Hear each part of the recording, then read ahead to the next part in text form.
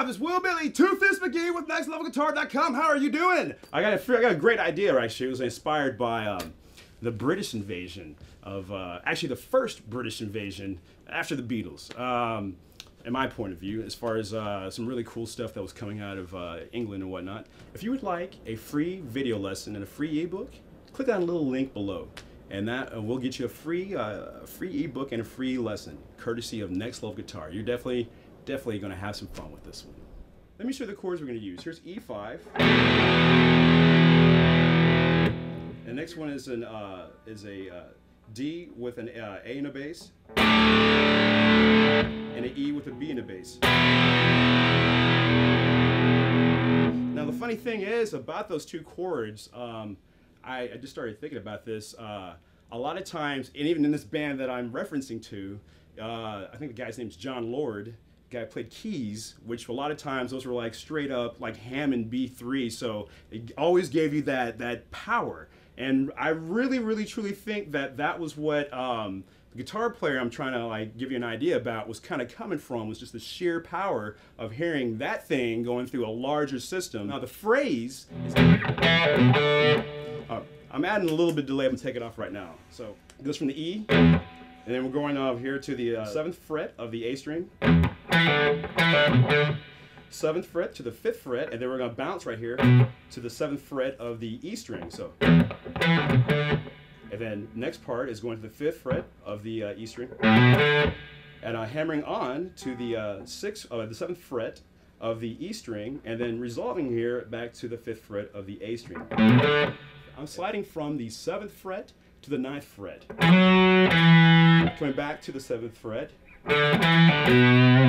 now picking to the 5th and coming down to the 7th of the E string. So together, very slowly, it sounds like this.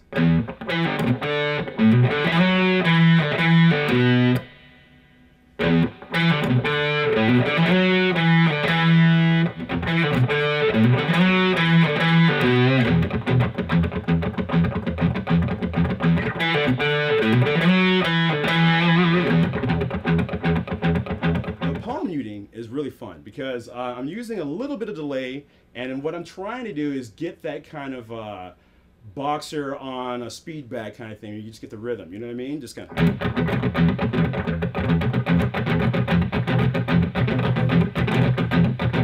Now what it is I'm muting all the way on all three strings on E, A, and D, and I'm using the E really to accent, and the A and the D to kind of finish it. Now, if you're gonna sing that as bump, bump, bump, bump, bump, bump, bump, bump, bump, bump, you know, it's like more of a military cadence. Here's what it sounds like with the delay.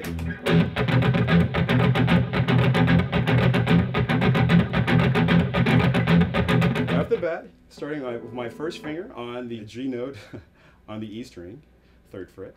Coming down on the 5th fret on the same string, sliding to the 7th fret, coming to the 5th fret of the A string, and it's going actually in reverse.